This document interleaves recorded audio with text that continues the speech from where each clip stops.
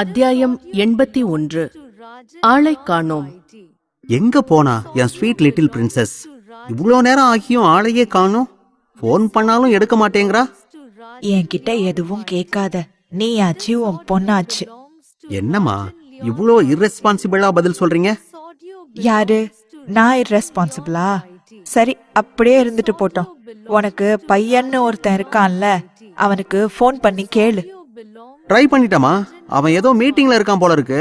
Phone பண்ண cut பண்றான். ஆக மொத்தம் எல்லாரும் பிஸியா இருக்காங்க. நீயும் நானும் தாமா சும்மா இருக்கோம். பேசாம எங்கேயாவது வெளியே போயிட்டு வரலாமா? வாங்களேன், ஷர்மா வீட்டுக்கு போயிட்டு வரலாம். அதெல்லாம் ஒன்னும் வேணாம். எப்படியோ நாளைக்கு அங்கதானே போக போறோம். நீ இப்படி வந்து உட்கார், உன்கிட்ட கொஞ்சம் பேசணும். சொல்லுங்கம்மா, என்ன விஷயம்? நானும் வந்ததுல இருந்து உங்களை கவனிச்சுட்டு தான் இருக்கேன். ஏன் உங்க முகமே ஒரு மாதிரியா இருக்கு? ஓ, இவ்ளோ நேரம் கழிச்சு உனக்கு இப்பதான் கேட்க தோணுச்சா? எல்லாம் உன் பொண்ண நினைச்சுதாண்டா எனக்கு கவலையா இருக்கு. ஏமா, அவளுக்கு என்ன? நல்லா கேட்டடா கேள்வி. அப்பான்னு பேருக்கு ஒருத்தன் இருந்தா போதுமா? பசங்க என்ன பண்றாங்க ஏது பண்றாங்கன்னு கவனிக்க வேண்டாமா? அபூர்வா எங்க போறா, என்ன பண்றா, யார பாக்குறா, இது ஏதாவது உனக்கு தெரியுமா? என்னம்மா பேசுறீங்க? 24 மணி நேரமும் கண்காணிச்சுக்கிட்டு இருக்க அவ என்ன சின்ன குழந்தையா? அதுவும் இல்லாம என் பசங்களை பத்தி எனக்கு நல்லாவே தெரியும். நான் அவங்கள ஒழுக்கமா தான் வளர்த்திருக்கேன். இங்க பாருடா, நான் நேராவே விஷயத்துக்கு வரேன். அவ உன் ஃப்ரெண்டு ஷர்மாவோட பையன் கௌதம காதலிக்கிறாளாம். இத பத்தி உனக்கு ஏதாவது தெரியுமா? வாட்? அபூர்வா காதலிக்கிறாளா? அதுவும் ஷர்மாவோட மகனையா? இதையாமா என்கிட்ட முன்னாடியே சொல்லல? இது எவ்வளவு பெரிய சந்தோஷமான விஷயம் தெரியுமா?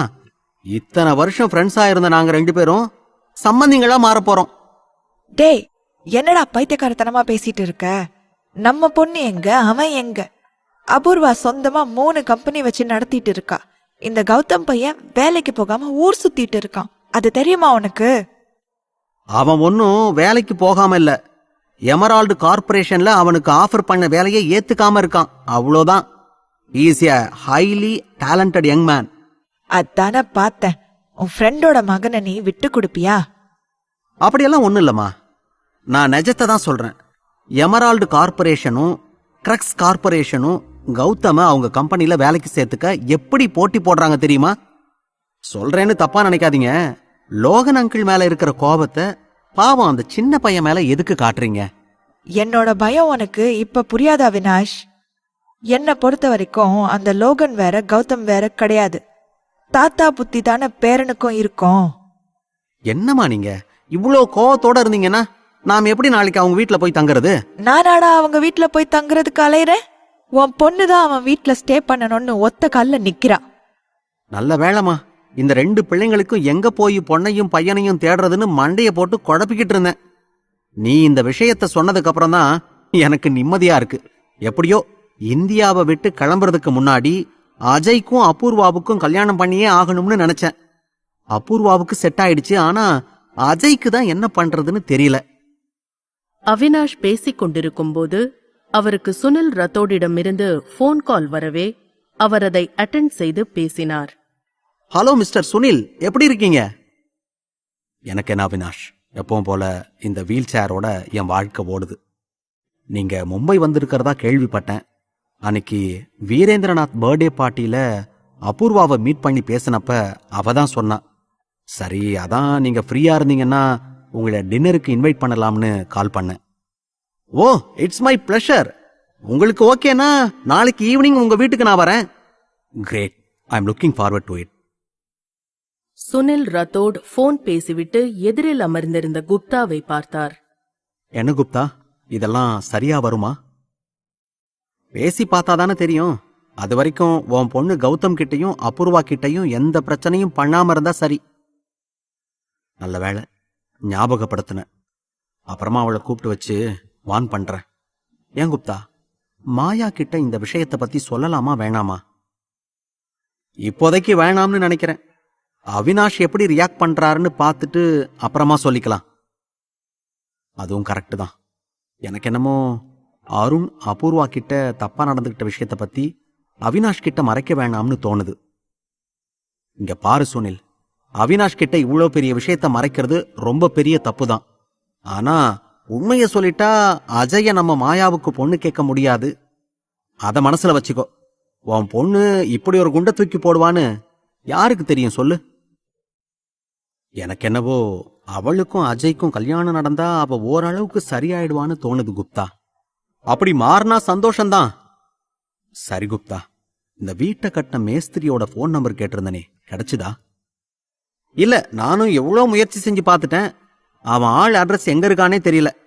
அக்கம் பக்கத்துல கேட்டா அவன் வீட்டை காலி பண்ணிட்டு தமிழ்நாடு பக்கம் போயிட்டதா சொல்றாங்க. அப்படியா? இப்ப அவன் போன் நம்பரை வச்சு என்ன பண்ண போற? ஒருவேளை அவங்கிட்ட நீ இத பத்தி கேட்டா கூட அவன் என்ன உண்மையாவா சொல்லிட போறான்? என்ன குப்தா சாதாரணமா சொல்ற? எவனோ ஒருத்தன் இவ்வளோ பெரிய மந்திர தகட கொண்டு வந்து நம்ம வீட்டு சுபத்துல பதிச்சு வச்சுட்டு போயிருக்கான். மேஸ்திரிக்கு தெரியாமலையா இதெல்லாம் நடந்திருக்கும்? கேட்கிற விதத்துல கேட்டு அவன் வாயிலிருந்து உண்மையை வர வச்சிட வேண்டியதுதான். நான் அப்படி சொல்ல வரல சுனில். இந்த விஷயம் நடந்து கிட்டத்தட்ட 5 வருஷம் ஆகுது. எத்தனை வருஷம் ஆனா என்ன? என்னையும் என் குடும்பத்தையும் அழிக்கணும்னு நினைக்கிற எதிரி என் பக்கத்திலேயே இருக்கிற மாதிரி எனக்கு தோணுது குப்தா. அவன் இந்த உலகத்துல எந்த மூல முடுக்குல இருந்தாலும் சரி, அவன் இன்னும் 1 மாசத்துல என் கண்ணு முன்னாடி வந்தாகணும். நீ என்ன பண்ணுவியோ ஏது பண்ணுவியோ எனக்கு தெரியாது. அவனை என் கண்ணு முன்னாடி நிறுத்த வேண்டியது உன் பொறுப்பு. சுனில் ரத்தோட் கோபமாக சொல்லிவிட்டு தன் வீல் சேரை தள்ளிக்கொண்டு அவர் அறைக்குள் நுழைந்தார். என்ன இவன் அந்த டாபிக்கை விடவே மாட்டான் போல இருக்கு. மேஸ்திரி மட்டும் இவன் கண்ணுல சிக்கனா நாம தான் இது எல்லாத்துக்கும் காரணங்கிற உண்மையை சொல்லி நம்மள மாட்டி விட்டுருவான். அதுக்கு முன்னாடி அந்த கண்ணப்பனோட கதையை முடிச்சே ஆகணும். அதே நேரம் கிரீன் லக்ஸுரி ஃபேஷன் ஹவுஸின் புது பிரான்ச்சில் கம்பெனி ஊழியர்களுக்கான இன்டர்வியூ நடந்து கொண்டிருந்தது. வெயிட்டிங் ரூமில் கிரேசி பதட்டத்தோடு அமர்ந்திருந்தாள். சுற்றி அமர்ந்திருந்த பெண்கள் அனைவரும் மாடர்னாக டிரெஸ் செய்திருக்க, கிரேசி சிம்பிளாக ஒரு சுடிதார் அணிந்து வந்திருந்தாள். எங்க மிஸ் கிரேசி யாரு? ஐ ஆம் கிரேசி. அடுத்தது நீங்க தான். ரெடியா இருங்க. Okay ma'am. கடவுளே, எனக்கு எப்படியாவது இந்த வேலை கிடைச்சே ஆகணும். அடுத்த மாசம் கார்த்திக்கு வேற காலேஜ் ஃபீஸ் கட்டணும், வீட்டு வாடகை கொடுக்கணும், இன்னும் 1008 கமிட்மெண்ட்ஸ் இருக்கு. இந்த வேலை மட்டும் எனக்கு கிடைக்கல, என் நிலைமை ரொம்ப மோசமாயிடும். நோ கிரேசி, பாசிட்டிவா திங்க் பண்ணு. கண்டிப்பா இந்த வேலை உனக்கு தான். இதுக்கு முன்னாடி எவ்வளவு பெரிய கம்பெனில ஒர்க் பண்ணிருக்க, எத்தனை பேரை நீ இன்டர்வியூ பண்ணிருக்க. இந்த மாதிரி சின்ன சின்ன விஷயத்துக்கெல்லாம் டென்ஷன் ஆக கூடாது. Relax, B positive. கிரேசி யோசித்துக் கொண்டிருக்கும் போது ரிசப்ஷனிஸ்ட் அழைக்கவே பதட்டத்தோடு எழுந்து உள்ளே சென்றாள். May I come in sir? Yes, come in. நீங்களா? நீயா?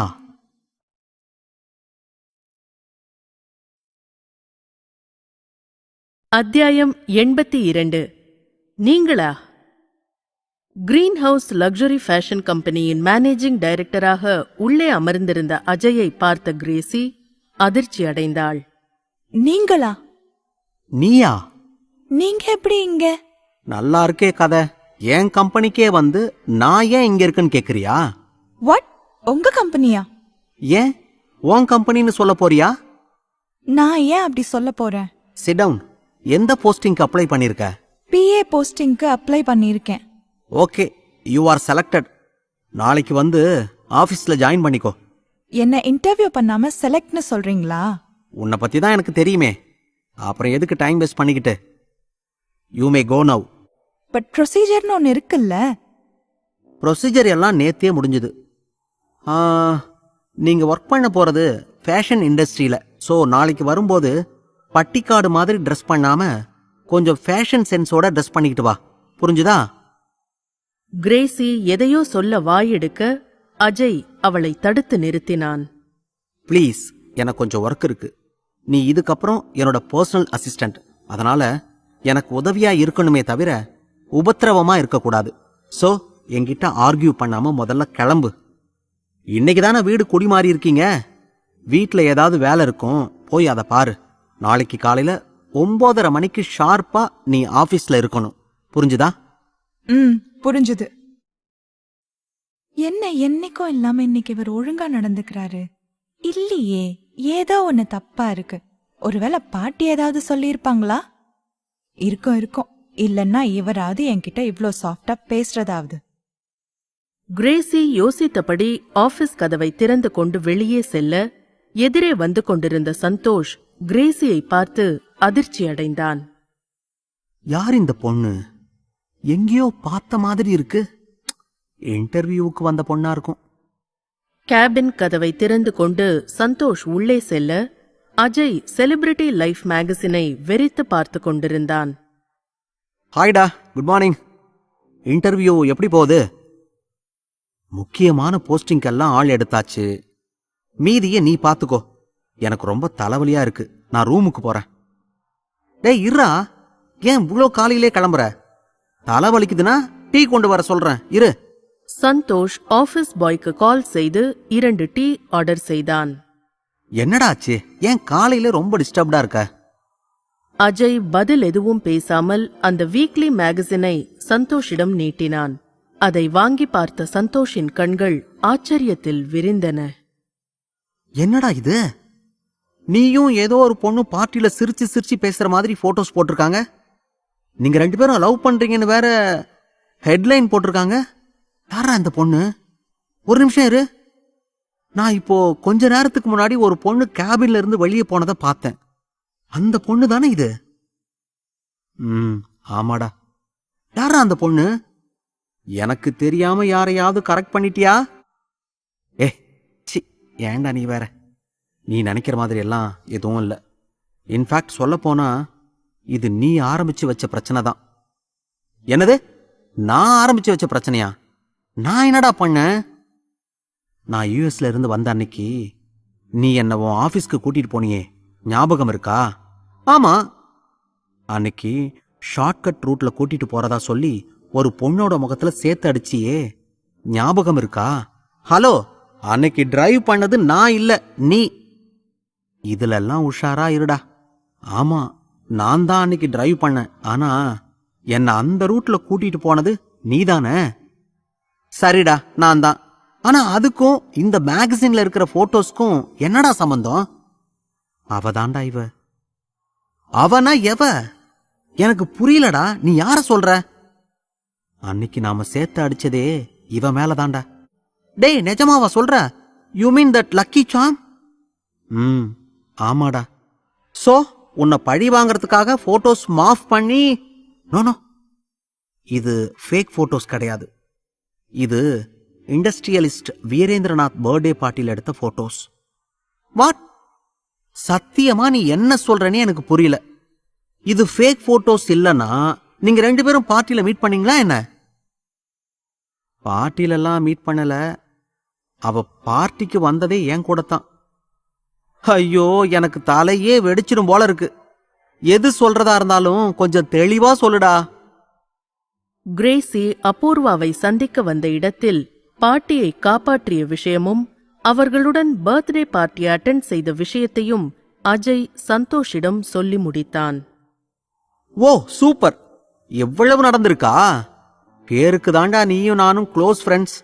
ஆனா நீ இத பத்தி என்கிட்ட வாயவே துறக்கலையடா. எங்கடா எனக்கு டைம் இருந்துச்சு? பார்ட்டி முடிஞ்சு ரூமுக்கு போகவே மணி 10 ஆயிடுச்சு. சரி, இப்ப இதுக்கு தான் டென்ஷனா இருக்கியா? ஆமாண்டா, என்னையும் அவளையும் சேர்த்து வச்சு லவ்வர்ஸ் அது இதுன்னு எழுதி வச்சிருக்காங்க. டேய், என்னடா இந்த சின்ன விஷயத்துக்கு போய் அப்செட் ஆகுற? இப்பெல்லாம் இந்த மாதிரி மேகசின்ல வர விஷயங்களை மக்கள் அவ்வளோ சீக்கிரம் நம்புறதில்ல. இதுக்கு தான் நான் இந்தியாவில் பிசினஸ் ஸ்டார்ட் பண்ண மாட்டேன்னு சொன்னேன். எல்லாம் அப்பாவால தான். டேய், அங்கிளை எதுக்குடா இப்ப தப்பு சொல்ற? அதுவும் இல்லாம நீயே இந்த போட்டோவை பாரு. உங்க 2 பேருக்கும் ஜோடி பொருத்தம் அவ்வளோ சூப்பரா இருக்கு. ஆமா, கேட்கணும்னு நினைச்சேன். அந்த பொண்ணு எதுக்கு இப்ப இங்க வந்துட்டு போறா? இன்டர்வியூ அட்டன் பண்ணத்தான். ஓ, செலக்ட் பண்ணிட்டியா? என்னோட பர்சனல் அசிஸ்டண்டா செலக்ட் பண்ணிருக்கேன்டா. டேய், பாத்தியா? எனக்கு என்னமோ அந்த மேகசின்காரங்க நஜத்தை தான் பப்ளிஷ் பண்ணிருக்காங்களோன்னு தோணுது. டேய், ஏன்டா நீ வேற சீரியஸ்னஸ் புரியாம பேசிக்கிட்டு?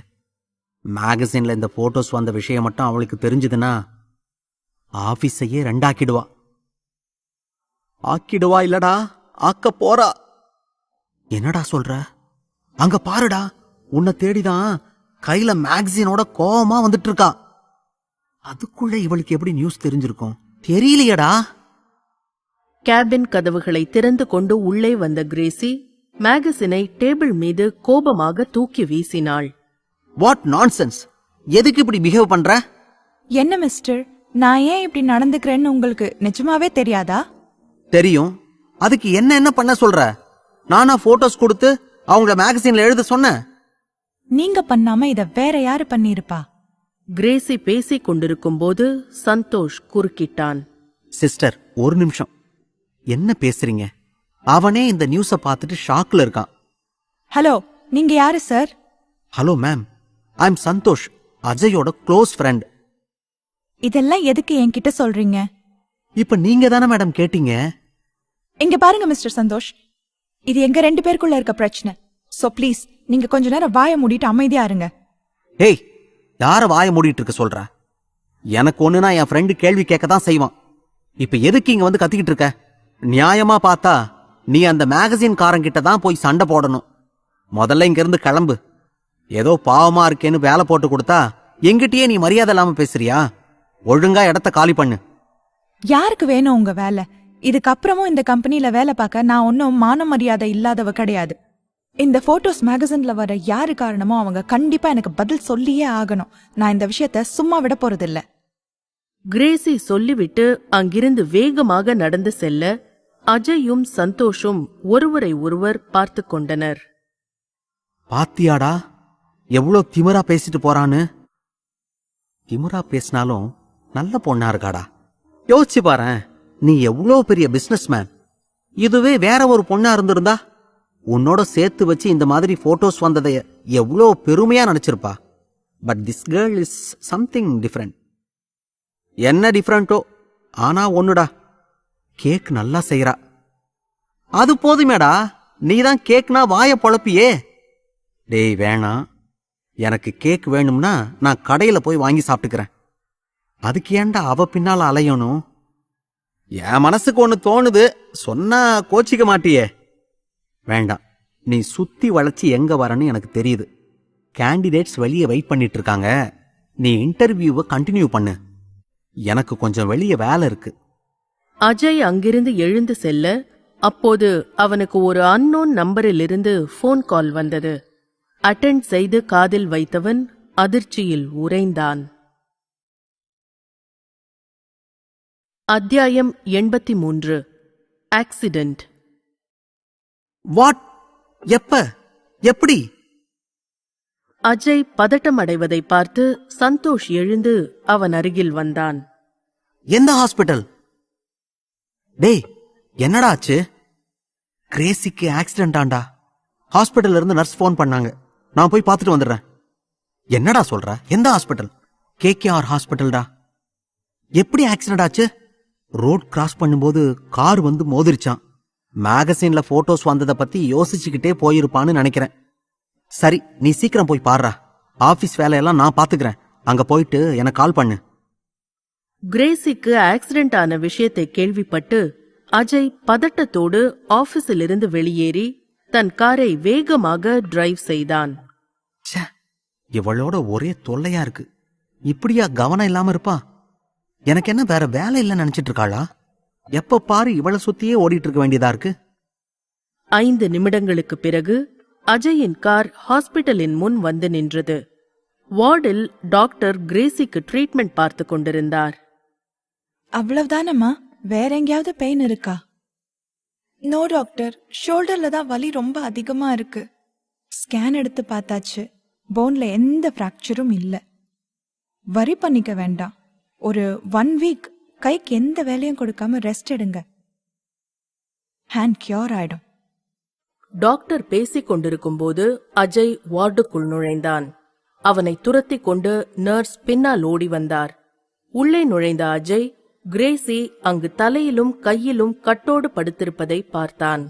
சாரி மேடம், நான் சொல்ல கேட்காம உள்ள வந்துட்டாரு. ஹலோ மிஸ்டர், யாரு நீங்க? பேஷண்ட்டுக்கு ட்ரீட்மெண்ட் நடக்கும்போது இப்படிதான் நீங்க பாட்டுக்கு பெர்மிஷன் இல்லாம உள்ள வருவீங்களா? சாரி டாக்டர், ஏதோ ஒரு டென்ஷன்ல வந்துட்டேன். இவங்களுக்கு என்னாச்சு? உயிருக்கு ஒன்னும் ஆபத்து இல்லையே?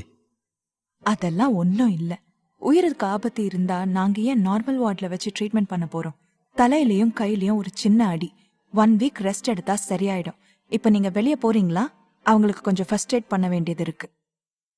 அஜய் கிரேசியை ஒருமுறை திரும்பி பார்த்துவிட்டு அங்கிருந்து சென்றான். இவர் எப்படி இங்க வந்தாரு? இவருக்கு யார் எனக்கு ஆக்சிடென்ட் ஆன விஷயத்த சொல்லிருப்பா? ஆமா, என் போன் எங்க? இந்த நர்ஸ் கிட்ட கேட்டு பார்க்கலாமா? மேடம், என் போன் எங்க? உங்க போனும் ஹேண்ட்பேக்கும் ரிசப்ஷன்ல இருக்கு மேடம். ஓ அப்படியா, தேங்க்ஸ். டாக்டர், நான் இன்னைக்கே டிஸ்சார்ஜ் ஆகி வீட்டுக்கு போலாம் தானே? உடனே வேண்டாம். உங்களுக்கு தலையில அடிபட்டு இருக்கிறதால ரிப்போர்ட் வந்ததுக்கு அப்புறம் ரிசல்ட் என்னன்னு பார்த்துட்டு என்ன பண்ணலாம்னு சொல்றேன். டாக்டர், ஒரு சின்ன ஹெல்ப். சொல்லுமா. வெளியே ஒருத்தர் வெயிட் பண்றாரு, அவரை உள்ள அனுப்புறீங்களா? ஓகேமா, பட் அவர் யார் உங்களுக்கு? ஏன்னா ஹாஸ்பிட்டல் பில்ல யாராவது பே பண்ணணும். அவரு என்னோட ஃப்ரெண்ட் டாக்டர். நீங்க பில்ல என்கிட்டயே கொடுத்துருங்க, நானே பே பண்ணிடுறேன். டாக்டர் வார்டிலிருந்து வெளியேற அஜய் உள்ளே நுழைந்தான். என்னவோ பெரிய இவ மாதிரி வாய்க்கிழிய பேசிட்டு போன. ஒழுங்கா ரோட் கூட கிராஸ் பண்ண தெரியாதா? முதல்ல உங்களை யார் இங்க வர சொன்னா? எனக்கு ஹாஸ்பிட்டல்ல இருந்து போன் வந்ததுனால தான் வந்தேன். இல்லனா நான் ஏன் இங்க வரப்போறேன்? ரிசப்ஷன்ல என்னோட ரீசன்ட் டயல் எடுத்து உங்களுக்கு ஃபோன் பண்ணிருப்பாங்க. நீங்க வந்ததுக்கு ரொம்ப நன்றி. எனக்காக வெயிட் பண்ண வேணாம், தயவு செஞ்சு இங்க இருந்து கிளம்புங்க. உங்களுக்கு 1000 வேலை இருக்கும். என்ன ஏதோ போனா போகுதுன்னு பாவம் பார்த்து உன்னை பார்க்க வந்தா என்னையவே இன்சல்ட் பண்றியா? என்ன வந்து பாத்துட்டு போக சொல்லி நானா உங்ககிட்ட கேட்டேன்? ஹாஸ்பிட்டல்ல இருந்து ஃபோன் வந்தா நான் யாருன்னே தெரியாதுன்னு சொல்லி ஃபோன் வைக்க வேண்டியது தானே? நீங்க கிளம்புங்க சார். ஏற்கனவே உங்களையும் என்னையும் சேர்த்து வச்சு நாம 2 பேரும் லவ் பண்றோம்னு சொல்லி தப்பா எழுதுறாங்க. இப்ப நீங்க என்ன ஹாஸ்பிட்டல்ல வந்து பார்த்த விஷயம் மட்டும் மீடியாக்காரங்களுக்கு தெரிஞ்சதுன்னா உங்களுக்கு தான் சார் தேவையில்லாத பிரச்சனை. அதனாலதான் சொல்றேன். அதெல்லாம் எந்த பிரச்சனையும் வராம நான் பாத்துக்கிறேன். உனக்கு உடம்பு இப்ப எப்படி இருக்கு? பரவாயில்ல, ஷோல்டர் பெயின் தான் கொஞ்சம் அதிகமா இருக்கு. ரெஸ்ட் எடுத்தா சரியாடும்னு டாக்டர் சொல்லியிருக்காங்க. சரி, உன் வீட்ல இருக்க யாருடைய போன் நம்பராவது சொல்லு, நான் உங்களுக்கு இன்ஃபார்ம் பண்ணிட்டு கிளம்புறேன். இல்ல வேணாம், அவங்களுக்கு தெரிஞ்சா ரொம்ப டென்ஷன் ஆகிடுவாங்க. அப்புறம் பாட்டிக்கு பிரஷர் அதிகமாயிடும். எப்படி இருந்தாலும் தெரியதானே போகுது. உனக்கு ஆக்சிடென்ட் ஆன விஷயத்த சொல்லி நீ நல்லா இருக்கன்ற விஷயத்தையும் சொல்லிட்டா போச்சு. இல்ல ப்ளீஸ், உங்களுக்கு என் ஃபேமிலி பத்தி தெரியாது. சின்ன விஷயத்துக்கு கூட எல்லாரும் ரொம்ப எமோஷனல் ஆயிடுவாங்க. அதுவும் இல்லாம இன்னைக்குதான் புது வீட்டுக்கு குடியேறி இருக்கும். பாட்டிக்கு மட்டும் எனக்கு ஆக்சிடென்ட் ஆன விஷயம் தெரிஞ்சதுன்னா அத ராசி இல்லாத வீடுன்னு சொல்லி வேற வீடு பார்க்கலான்னு சொல்லுவாங்க. நான் ஏற்கனவே வேலை இல்லாம இருக்கேன். இந்த மாதிரி நேரத்துல என்னால வேற எங்கேயும் வீடு தேடவும் முடியாது. சொன்னா புரிஞ்சுக்கோங்க ப்ளீஸ். எனக்கு ஒரு விஷயம் புரியல. அப்ப உனக்கு கியூர் ஆகுற வரைக்கும் நீ வீட்டுக்கே போறதா இல்லையா? இல்ல, என் ஃப்ரெண்டு வீட்ல ஸ்டே பண்ணிட்டு 1 வாரம் கழிச்சு போலான்னு பாக்குறேன். அவங்க கேட்டாங்கன்னா வேற ஊர்ல இன்டர்வியூ அட்டென்ட் பண்ணதா சொல்லிக்கிறேன். அப்படியா? பட் நான் இத தெரியாம கௌதம் கிட்ட சொல்லி உங்க வீட்ல இன்ஃபார்ம் பண்ண சொல்லிட்டேனே. என்னது, வீட்ல இன்ஃபார்ம் பண்ண சொல்லிட்டீங்களா? ஏங்க என்ன கேட்காம தேவையில்லாத வேலை எல்லாம் பாக்குறீங்க? இப்ப என் பாட்டி புது வீடு பாக்கலான்னு சொன்னா இந்த காலை வச்சுக்கிட்டு எங்க போய் அலையுறது நானு? கிரேசி பேசிக் கொண்டிருக்கும் போதே அவளுடைய குடும்பத்தினர் அனைவரும் பதறி அடித்துக்கொண்டு உள்ளே நுழைந்தனர். ஐயோ, என்ன இது? ஒரு பெரிய கும்பலே வந்து நிக்குது. இத்தனை பேர் எப்படி அவ்வளோ சின்ன வீட்ல ஸ்டே பண்ண போறாங்க? உள்ளே நுழைந்ததும் கிரேசியின் பாட்டி கதறி அழத் தொடங்கினார். ஐயோ, என்னடி ஆச்சு உனக்கு? இப்படி வந்து படுத்து கிடக்குற. எந்த படுபாவி பையன்டி உனக்கு இப்படி ஆக்சிடென்ட் பண்ணா? இதோ இங்க நின்னுட்டு இருக்கானே, இவனா? இவன் தான் உனக்கு ஆக்சிடென்ட் பண்ணானா? ஐயோ பாட்டி, கொஞ்ச நேரம் அமைதியா இருங்க. அவர் என்னோட பாஸ். என்ன ஆக்சிடென்ட் பண்ணவங்க யாரு என்னன்னா எனக்கு தெரியாது. அதுவும் இல்லாம நீங்க நினைக்கிற மாதிரி எனக்கு பெருசா எந்த அடியும் படல. வேணும்னா என் பாஸ் கிட்ட கேட்டு பாருங்க. என்ன இவ நம்மள கோத்து விடுறா? சரி, ஏதாவது சொல்லி சமாளிப்போம். இங்க பாருங்க பாட்டி, நீங்க நினைக்கிற மாதிரி உங்க பேத்திக்கு ஒன்னும் பெரிய அடிலாம் எதுவும் இல்ல. உங்க பேத்திய மோதன அந்த காருக்கு தான் பெரிய டேமேஜ்னு கேள்விப்பட்டேன். So nothing to worry. 1 வீக்ல உங்க பேத்தி குணமாயிடுவாங்க.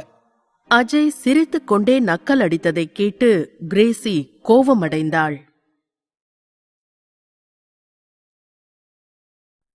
அத்தியாயம் 84. மனசே சரியில்லை. காலையில இருந்து என் மனசே சரியில்லை. எனக்கு அப்பவே தோணுச்சு ஏதோ அபசகனமா நடக்க போகுதுன்னு. அதே மாதிரி இவ இப்படி ஹாஸ்பிட்டல் அட்மிட் ஆகி கிடக்குறா. எனக்கு என்னவோ நம்ம குடி வந்த வீடு சரியில்லைன்னு தோணுது. இப்ப கூட ஒன்னும் இல்ல, பேசாம பழைய வீட்டுக்கே போயிடலாம். என்ன சொல்றீங்க? மஞ்சுளா பாட்டி சொன்னதை கேட்டு கிரேசியின் அம்மா பவித்ரா கோபமடைந்தார். என்னம்மா சொல்றீங்க? வீடு மாத்துறதுன்னு விளையாட்டுன்னு நினைச்சிட்டு இருக்கீங்களா? அப்படியே நீங்க திரும்பி போனாலும் நம்ம பழைய ஓனர் அதுக்கு ஒத்துக்கணுமே. ஏற்கனவே அந்த ஆள் கூட நிறைய பிரச்சனை பண்ணி வச்சிருக்கீங்க. இப்ப திரும்ப போய் நின்னா அவன் நம்மள பார்த்து சிரிக்க மாட்டானா? நீ ஏன் அதை நினைச்சு கவலைப்படுற? ஒரு 1000 ரூபாய் சேர்த்து ஆனாலும் பரவாயில்ல, நம்ம அந்த பழைய வீட்டுக்கே போயிடலாம். என்னது 1000 ரூபாய் சேர்த்து ஆனாவா? அந்த ஆள் இந்நேரத்துக்கு 5000 ரூபாய் அதிகம் பண்ணி யாருக்காவது வாடகைக்கு விட்டுருப்பாரு. ஐயோ போதும், நிறுத்துறீங்களா? முதலையாவது கை வலி மட்டும்தான் இருந்துச்சு, இப்ப தலைய சேர்த்து வலிக்குது. உங்களெல்லாம் யார் இங்க வர சொன்னது? யாராவது 2 பேர் வந்து பார்த்தா போதாதா? தயவு செஞ்சு நீங்க எல்லாரும் வீட்டுக்கு கிளம்புங்க. அக்கா, என்னக்கா இப்படி பேசுற? உனக்கு என்ன ஆச்சோ ஏதாச்சோன்னு பயந்து போய் நான் காலேஜ் லீவ் போட்டு வந்தேன் தெரியுமா? காலேஜ் கட்டடிக்க இது ஒரு சாக்கு. கேட்டா பாசம்னு கதை விட வேண்டியது. ஆமா, சந்தியா எங்க? அவ வீட்ல இருக்காக்கா. ஆமாக்கா, சார உன் பாஸ்னு சொன்னியே, உனக்கு வேலை கிடைச்சிருச்சாக்கா? நித்யா கேட்ட கேள்விக்கு பதில் எதுவும் பேசாமல் கிரேசி மௌனமாக இருக்க அஜய் அவளுக்கு பதில் அளித்தான். உங்க அக்காவுக்கு எங்க கம்பெனில வேலை கிடைச்சது என்னவோ உண்மைதான். ஆனா அவங்க இந்த வேலைய... அஜய் அதற்கு மேல் சொல்ல வாயெடுக்க கிரேசி அவனை தடுத்து நிறுத்தினாள். ஆமா நித்யா, எனக்கு சாரோட கம்பெனில தான் வேலை கிடைச்சிருக்கு. நாளையில இருந்து ஜாயின் பண்ணிக்கலாம்னு சொன்னாரு. பட் அதுக்குள்ள இப்படி ஆயிடுச்சு. It's okay Crazy. நீங்க 1 வீக் கழிச்சு ஜாயின் பண்ணா கூட எனக்கு ஒன்றும் ப்ராப்ளம் இல்லை. நீங்க ரெஸ்ட் எடுத்துட்டு உடம்பு கியூர் ஆனதும் ஆஃபீஸ் வந்தா போதும். எனக்கு இப்போ ஒரு முக்கியமான மீட்டிங் இருக்கு, நான் கிளம்பி ஆகணும். அப்புறம் சொல்ல மறந்துட்டேன், ஹாஸ்பிட்டல் பில் பே பண்ணியாச்சு. எதுக்கு சார் உங்களுக்கு இந்த சிரமம்? பரவாயில்லங்கம்மா, உங்க பொண்ணு இப்ப எங்க கம்பெனியோட எம்ப்ளாயி. ஸோ கம்பெனி அவங்களோட மெடிக்கல் எக்ஸ்பென்சஸ் எல்லாத்தையும் ஏத்துக்கும். இது ஒரு பேசிக் ஃபார்மாலிட்டி தான். அப்ப நான் கிளம்புறேன். உடம்ப நல்லா பாத்துக்கோங்க கிரேசி. அஜய் சொல்லிவிட்டு அங்கிருந்து செல்ல கிரேசி வாசலையே பார்த்து கொண்டிருந்தாள். இவர் யார் இதெல்லாம் செய்ய சொன்னது? ஹாஸ்பிட்டல் பில் கட்ட முடியாத அளவுக்கு நாங்க ஒன்னும் ஏழை கிடையாது. ச்சே, இந்த பணக்காரங்களே இப்படித்தான் போல இருக்கு. டிஸ்சார்ஜ் ஆகி போனதுக்கு அப்புறம் முதல்ல அவரோட பணத்தை அவர்கிட்ட தூக்கி எறிஞ்சிட்டு வந்துடணும். ஆனா வீட்ல வேற இவரோட கம்பெனில வேலை கிடைச்சதா பொய் சொல்லிட்டேனே. இப்ப என்ன பண்றது? வேற வழியே இல்ல. கொஞ்ச நாள் எப்படியாவது பல்ல கடிச்சிட்டு இந்த ஆளுக்கு பிஏவா இருந்துட வேண்டியதுதான். அந்த மாயா கிட்டேயே இத்தனை வருஷம் இருந்துட்டோம். இவரை சமாளிக்கிறது ஒன்றும் பெரிய விஷயமா தெரியல. பாத்துக்கலாம். கிரேசி யோசித்துக் கொண்டிருக்கும் அதே நேரம் கௌதமும் அபூர்வாவும் காஃபி ஷாப்பில் அமர்ந்து பேசிக் கொண்டிருந்தனர். என்ன ஏதோ புதுசா பாக்குற மாதிரி பாக்குற? கொஞ்ச நாளா எல்லாம் என் கண்ணுக்கு புதுசாதான் தெரியுது. ஒருவேளை கண்ணுல ஏதாவது பிரச்சனையா இருக்குமோ? பிரச்சனை கண்ணுல இல்ல, என்னோட இதயத்துல.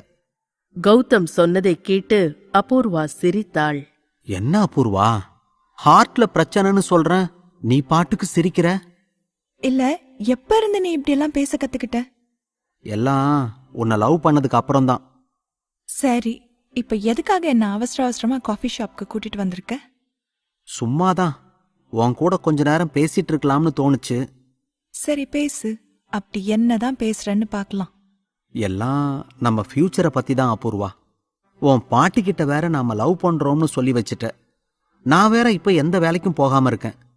அதான் உன் மனசுல ஏதாவது எதிர்பார்ப்பு இருக்கான்னு கேட்டு தெரிஞ்சுக்கிட்டு அதுக்கு ஏத்த மாதிரி முடிவெடுக்கலாம்னு யோசிக்கிறேன். எதிர்பார்ப்பெல்லாம் ஒன்னும் இல்ல கௌதம். உனக்கு என்ன பிடிக்குதோ அதை நீ செய். என்ன இவ்ளோ சிம்பிளா முடிச்சிட்ட? சரி, உன் மனசுல என்ன இருக்குன்னு சொல்லு. என்ன பிசினஸ் பண்ணலான்னு இருக்க? உன்னை லவ் பண்றதுக்கு முன்னாடி வரைக்கும் ஜுவல்லரி பிசினஸ் ஸ்டார்ட் பண்ணலாம்னு இருந்தேன். உன்னோட அன்பு தோழி மாயா என்னோட பிசினஸ்ல இன்வெஸ்ட் பண்றதா இருந்தா. அதுக்கப்புறம்தான் எல்லாம் மாறி போச்சு. இப்ப என்ன, உன் பிசினஸ்ல இன்வெஸ்ட் பண்ணணும் அவ்வளவுதானே? சேச்சே, மாயா இல்லனா எனக்கு வேற இன்வெஸ்டரே இல்ல பாரு. அப்புறம் ஏன் இவ்ளோ தயங்குற? பிசினஸ் ஸ்டார்ட் பண்ண வேண்டியது தானே? ஃபினான்ஷியல் ஹெல்ப் ஏதாவது வேணும்னா சொல்லு, நான் ஏற்பாடு பண்ணி தரேன். ஹெல்ப் தேவைதான், ஆனா நீ பண்ண வேணாம். என்னது, நான் பண்ண வேணாமா? ஏன்? ஏற்கனவே உன் பாட்டி என்னை ரொம்ப கேவலமா பார்க்கறாங்க. இந்த விஷயம் மட்டும் அவங்களுக்கு தெரிஞ்சா நான் எதுக்கும் லாய்க்கு இல்லாதவனு முடிவே பண்ணிடுவாங்க. இங்க பாரு, நீ எதுக்கு அவங்கள பத்தி எல்லாம் யோசிக்கிற? என் ஹஸ்பண்டோட பிசினஸ்க்கு உதவி செய்ய எனக்கு எல்லா உரிமையும் இருக்கு. அதை யாராலையும் கேள்வி கேட்க முடியாது. கண்டிப்பா. ஆனா இப்ப நான் சொந்த முயற்சியில பிசினஸ் ஸ்டார்ட் பண்ண ஆசைப்படுறேன். சரி, உன் விருப்பம். பட் ஏதாவது ஹெல்ப் தேவைப்பட்டா நீ கண்டிப்பா என்கிட்ட கேட்கணும், ஓகேவா? அதே மாதிரி எனக்கு எந்த ஹெல்ப் தேவைப்பட்டாலும் நான் உன்கிட்ட தான் கேட்பேன். Okay, done. சரி, இப்பவே அப்பா பிசினஸ பார்க்க யூஎஸ் போகணும்னு சொல்ற. மேரேஜுக்கு அப்புறம் என்ன பண்ணுவ? இது என்ன கேள்வி? அப்பப்ப போய் பிசினஸ பாத்துக்க வேண்டியதுதான். அது சரி, நீ இப்படி பிசினஸ பாக்குறேன்னு அடிக்கடி ஊருக்கு போயிட்டா என்ன யாரு பாத்துக்குவா? ஹலோ, நான் ஒன்னும் அங்கேயே இருந்துட போறதில்ல. அப்பப்ப வந்து உன்னையும் கவனிச்சுட்டு தான் போவேன். அபூர்வா சொன்ன பதிலை கேட்டு கௌதமின் முகத்தில் கவலையின் ரேகை படர்ந்தது. என்ன ஆச்சு கௌதம்? ஏன் திடீர்னு ஒரு மாதிரி ஆயிட்ட? ஒண்ணுமில்ல.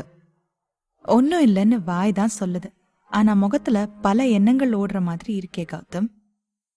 உன் அப்பாவோட பிசினஸ அஜய் பாத்துக்கிட்டா போதாதா? ஏன் கௌதம் திடீர்னு இப்படி எல்லாம் பேசுற? அப்பாவோட பிசினஸ நான் பாத்துக்கிட்டா என்ன, அஜய் பாத்துக்கிட்டா என்ன? அதுவும் இல்லாம அப்பாக்கு இப்ப வயசாயிடுச்சு. அண்ணாவும் இப்பதான் இந்தியால புது பிசினஸ் ஸ்டார்ட் பண்ணிருக்காரு. சோ நான் தான் எல்லாத்தையும் பாத்துக்கிற மாதிரி வரும். அதுவும் இல்லாம எனக்கு சொந்தமா 2 டெக்ஸ்டைல் கம்பெனிஸ் இருக்கு. நான் பாத்துக்கலன்னா வேற யாரு பாத்துக்குவா? என்கிட்ட ஒரு நல்ல யோசனை இருக்கு, சொல்லவா? சொல்லு. நீ ஏன் என் கூட யுஎஸ் வரக்கூடாது? ஐ மீன், நீ இங்க ஸ்டார்ட் பண்ணணும்னு நினைக்கிற பிசினஸ அங்க ஸ்டார்ட் பண்ணலாம் இல்லையா? இல்ல அபூர்வா, அதெல்லாம் செட் ஆகாது. அதுவும் இல்லாம என்னால தாத்தாவையும் அப்பாவையும் விட்டுட்டு எங்கேயும் வர முடியாது. ஹே, நான் ஒன்னும் அவங்க யாரையும் விட்டுட்டு வர சொல்லல. நாம அவங்களையும் கூட கூட்டிட்டு போயிடலாம். என்ன சொல்ற? நான் உன்னை இங்க இருக்க சொன்னா நீ என்ன அங்க இழுக்கலாம்னு பாக்குறியா?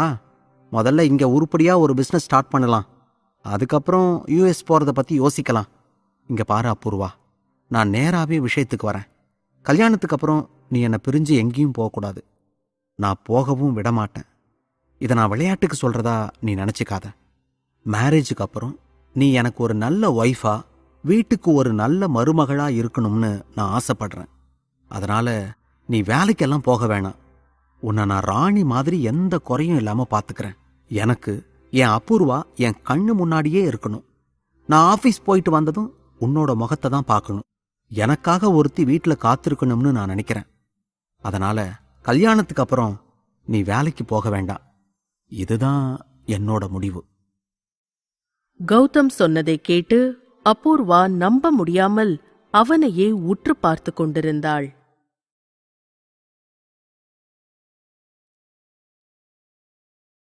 அத்தியாயம் 85. விளையாடுறியா? கௌதம் சொன்னதை கேட்டு அபூர்வா நம்ப முடியாமல் அவனையே உற்று பார்த்து கொண்டிருந்தாள். நீ விளையாட்டுக்கு தானே சொல்ற? நோனோ, நான் சத்தியமா சீரியஸா தான் சொல்றேன். என்ன பேசிட்டு இருக்க கௌதம்? அது எப்படி எல்லாத்தையும் விட்டுட்டு என்னால வர முடியும்? இப்பதான் புதுசா ஒரு டெக்ஸ்டைல் கம்பெனி வேற ஸ்டார்ட் பண்ணிருக்கேன். நீ நினைக்கிற மாதிரி எல்லாத்தையும் விட்டுட்டு வர்றது ஒன்னும் அவ்வளோ ஈஸி இல்ல. அதுவும் இல்லாம நான் மேரேஜ்க்கு அப்புறம் வீட்ல இருந்து மட்டும் என்ன பண்ண போறேன்? என்னாச்சு உனக்கு? ஏன் இப்படி எல்லாம் பேசிட்டு இருக்க? இந்த வருஷம் எனக்கு பெஸ்ட் யங் ஆண்டர்பிரனர் அவார்ட் கொடுத்திருக்காங்க, தெரியுமா? இதுக்காக நான் எவ்வளவு ஹார்ட் ஒர்க் பண்ணிருக்கேன் தெரியுமா? என்ன போய் வீட்ல இருன்னு சொல்ற? சாரி கௌதம், என்னால வீட்ல இருக்க முடியாது. அப்ப எனக்காக மலையில இருந்து கூட குதிப்பேன்னு அன்னைக்கு விளையாட்டுக்கு தான் சொன்னியா? நான் அன்னைக்கு சொன்னதும் உண்மைதான், இன்னைக்கு சொல்றதும் உண்மைதான். நான் அன்னைக்கு பேசினது உனக்காக, இன்னைக்கு பேசுறது எனக்காக. அப்ப முடிவா என்னதான் சொல்ல வர? முடியாது, சாரி. என்னால ஹவுஸ் வைஃபா வீட்ல இருக்க முடியாது. அப்ப என் பேச்சுக்கு மரியாதை இல்ல. அப்படி இல்ல, நீதான் என் உணர்வுக்கு மரியாதை தரல. சீரியஸ்லி கௌதம், என்னால இப்ப கூட நீயா இப்படி பேசுறன்னு நம்பவே முடியல. நீ சொல்ற பாயிண்ட்ஸும் வேலிடா இல்ல. என்ன வேலிடா இல்ல? நான் தான் தெளிவா சொல்லிட்டேனே. எனக்கு மனைவியா என்னையும் வீட்டையும் பார்த்துக்கிட்டா போதும்னு. அப்போ ஏன் சந்தோஷம், ஏன் லட்சியம், என்னோட கனவுகள் இத பத்தியெல்லாம் உனக்கு கவலையே இல்லையா? யார் சொன்னா நான் கவலைப்படலன்னு? உன்னை சந்தோஷமா பார்த்துக்க வேண்டியது என்னோட பொறுப்பு. எனக்கு வேலைக்கு போறதுல தான் சந்தோஷம். அபூர்வா சொன்ன பதிலை கேட்டு கௌதம் கோபமடைந்தான். அப்ப நீ வேலைக்கு போய் தான் தீருவ, அப்படிதானே? ஆமா, என்னோட முடிவுல எந்த மாற்றமும் இல்ல. நீ வேணும்னா உன் மனச மாத்திக்கோ. அப்பனா நானும் என்னோட முடிவை சொல்லிடுறேன். வேலைக்கு போற பொண்ணு எனக்கு மனைவியா வர்றதுல எனக்கு விருப்பம் இல்ல. அப்படின்னா? அப்படின்னா இந்த ரிலேஷன்ஷிப்பை கண்டினியூ பண்ண வேணாம்னு சொல்றேன். கௌதம் சொன்ன பதிலை கேட்டு அபூர்வாவின் கண்கள் கலங்கியது. அதை பார்த்த கௌதம் பதில் எதுவும் பேசாமல் ரெஸ்டாரண்டிலிருந்து வெளியேறினான். அதே நேரம் இங்கே லோகன் தாத்தா வீடு முழுக்க எதையோ மும்முரமாக தேடிக் கொண்டிருந்தார். அப்பா, என்னப்பா இது? நாளைக்கு வேற அவினாஷ் ஃபேமிலி வராங்க.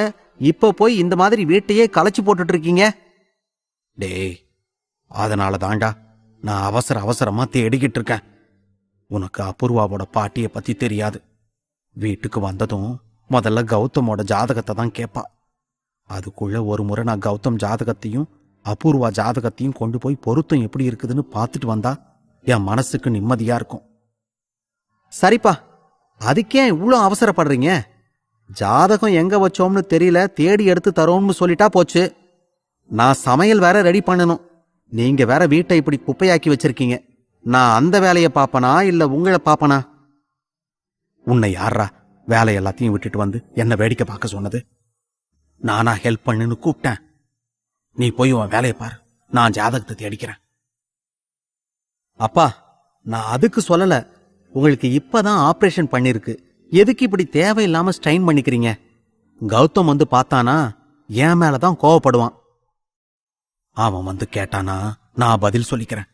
நீ போய் உன் வேலையை பாரு. இப்படி ஏதாவது சொல்லி என் வாயை அடைச்சிடுங்க. அப்புறம் அந்த சமீர் பையன் நாங்க தான் உங்களை வேலை செய்ய வைக்கிறோம்னு எங்களை குத்தம் சொல்லுவான். அவர்கள் பேசிக் கொண்டிருக்கும்போது சமீர் அந்த இடத்திற்கு வந்தான். என்ன, என் பேரு ஏதோ அடிபட்ட மாதிரி இருந்துச்சு? அது ஒண்ணும் இல்லப்பா. கௌதமோட ஜாதகம் காணாம்னு உன் தாத்தா வீட்டையே ரெண்டாக்கி வச்சிருக்கிறாரு. நான் அப்புறமா தேடித்தரேன், இப்ப போய் அமைதியா கொஞ்ச நேரம் ரெஸ்ட் எடுங்கன்னு சொன்னா கேட்கவே மாட்டேங்கிறாரு. நீயாவது உன் தாத்தாவுக்கு எடுத்து சொல்லு. எதுக்கு தாத்தா உனக்கு இந்த தேவையில்லாத வேலையெல்லாம்? போய் மாத்திரையை போட்டுக்கிட்டு ரெஸ்ட் எடுங்க. ஆபரேஷன் பண்ணி இன்னும் முழுசா 1 மாசம் கூட ஆகல. ஆமா, எதுக்கு கௌதமோட ஜாதகத்தை தேடுறீங்க? ஒண்ணு ஏதாவது பார்க்க போறீங்களா என்ன? ஒன்னெல்லாம் பார்த்தாச்சு, பொருத்தம் பார்க்க வேண்டியதுதான் பாக்கி. என்ன தாத்தா சொல்றீங்க? கௌதமுக்கு பொண்ணு பார்த்தாச்சா? யாரு பொண்ணு? வேற யாரு, என்னோட செல்ல பேத்திதான். அபூர்வாவா? ஆமாண்டா. எப்படி என் செலக்ஷன்? தாத்தா சொன்னதை கேட்டு சமீர் அதிர்ச்சி அடைந்தான். என்னடா ஷாக் ஆயிட்டியா? வாய திறந்து ஏதாவது பேசு. நான் ஏன் ஷாக் ஆக போறேன்? அவங்க 2 பேரும் நல்ல ஃப்ரெண்ட்ஸ்ன்னு தெரியும். ஆனா கல்யாணம் பண்ணிக்கிற அளவு போவாங்கன்னு நான் எதிர்பார்க்கல. அதான் நாங்களும் தான் எதிர்பார்க்கல. எல்லாம் மேல இருக்கிறவன் முடிவு பண்றான். யோ கெடவா, ஆண்டவனா முடிவு பண்றான். பெரிய இடத்து பொண்ணா பார்த்து உன் பேரன் வளைச்சு போட்டுட்டான்யா. அதுவும் நான் விரும்பின பொண்ணை உன் பேரன் கட்டிக்க பாக்குறான்னா இந்த கல்யாணம் எப்படி நடக்குதுன்னு நானும் பாக்குறேன். என் முகத்துல இவ்வளோ பெரிய தழும்பை ஏற்படுத்தி எனக்கு நல்ல பொண்ணா கிடைக்காம பண்ணிட்டு உன் பேரன் அபூர்வாவை கல்யாணம் பண்ணிக்க போறானா? நடக்காது. நிச்சயம் இந்த கல்யாணம் நடக்காது. 1 2 பொண்ணு கேட்டு போற இடத்துலலாம் இந்த தழும்புனால நான் எவ்வளோ அவமானப்பட்டிருப்பேன். அதுக்கெல்லாம் பழி தீக்க இது ஒரு நல்ல சான்ஸ். விடமாட்டேன், விடவே மாட்டேன். அந்த அபூர்வா யார வேணும்னாலும் கல்யாணம் பண்ணிக்கிட்டோம். அதை பத்தி எனக்கு கவலை இல்லை. ஆனா இந்த கௌதமுக்கு அபூர்வா இல்ல. எந்த பொண்ணுமே கிடைக்க கூடாது. டேய், என்னடா திடீர்னு கற்பனை உலகத்துக்கு போயிடுற? ஆமா, நீ எதுக்கு வந்தன்னு சொல்லவே இல்லையே. அதுவா தாத்தா, சும்மா உன்னை பார்த்துட்டு போலாம்னு வந்தேன். இதை என்ன நம்ப சொல்றியா? நிஜமாவே உங்களை பார்த்துட்டு போகலாம்னு தான் வந்தேன் தாத்தா. அப்புறம் இன்னைக்கு காலையில நடந்த விஷயத்த கௌதம் உங்ககிட்ட சொல்லிருப்பானே? சொன்னான். நீ ஏதோ வீடு கேட்டு வந்தேன்னு சொன்னான். ஏன் தாத்தா, நானும் உங்க பேரன் தானே. என்னை விட அந்த கிரேசி உங்களுக்கு முக்கியமா போயிட்டாளா? இல்லவே இல்ல. நான் என்னைக்கும் உன்னையும் கௌதமையும் பிரிச்சு பார்த்ததில்ல. நீங்களாவே தான் விலகி போயிட்டீங்க. அதுவும் இல்லாம கிரேசி எனக்கு ஒரு 2-3 மாசமா தான் தெரியும். ஒருவேளை அவளுக்கு முன்னாடி நீ வீடு கேட்டிருந்தா உனக்கு தான் நான் வாடகைக்கு விட்டிருப்பேன். லேட்டா வந்தது உன் தப்பு. என்ன லேட்டா வந்துட்டனா? நான் என்ன பண்ணட்டும்? தேவை ஏற்படும் போது தானே வீடு தேட முடியும். அப்படி என்ன உனக்கு இப்ப பெரிய தேவை வந்துருச்சு? என்ன தாத்தா, எனக்கு எமரால்டு கார்பரேஷன்ல வேலை கிடைச்ச விஷயத்த பத்தி கௌதம் உங்ககிட்ட சொல்லலையா? நான் தான் எமரால்டு ஆன்டிக் ஸ்டோரோட புது மேனேஜர். ஓ அப்படியா? எனக்கு இந்த விஷயம் தெரியாதே சமீர். சரி, அதுக்கும் நீ இப்ப வீடு தேடுறதுக்கும் என்ன சம்பந்தம்? ஸ்டோர்ல இருந்து பழைய வீடு ரொம்ப தூரம் தாத்தா. இங்கேயா இருந்தா ஒரு 45 நிமிஷத்துல வந்துட்டு போவேன். அடடா, ஆனா ஏற்கனவே கிரேசி குடும்பம் குடி வந்துட்டாங்கடா. இப்ப நம்மால ஒண்ணுமே பண்ண முடியாது. பரவாயில்ல தாத்தா, நான் வேற எங்கேயாவது வீடு பாத்துக்கிறேன். சரிடா, வந்தது வந்துட்ட. எனக்கு ஒரு உதவி செய்ய. உதவியா? என்ன உதவி? அது ஒண்ணுமில்லடா. வீட்ல எல்லா இடமும் தேடி பார்த்துட்டேன். கௌதமோட ஜாதகம் எங்க தேடியும் கிடைக்கல. எனக்கு தெரிஞ்சு அவன் ரூம்ல இருக்க சூட்கேஸ்ல தான் அந்த ஜாதகம் இருக்கும்னு நினைக்கிறேன். அந்த சூட்கேஸ் மேல இருக்கிற செல்ஃப்ல இருக்கு. அதை கொஞ்சம் எடுத்து கொடுத்துட்டு போயேன். சரி எடுத்துட்டு வரேன். கௌதமின் அறைக்குள் நுழைந்த சமீர் ஷெல்ஃபில் இருந்த சூட்கேஸை எடுக்க முயற்சி செய்தான். அப்போது சூட்கேஸின் லாக் திறந்து கொண்டு உள்ளே இருந்த பொருட்கள் கீழே விழுந்தது. கீழே விழுந்த பொருட்களை அள்ளி எடுக்கும்போது டிராகன் ஸ்ட்ரைக்கர்ஸ் புத்தகம் சமீரின் கண்களில் சிக்கியது.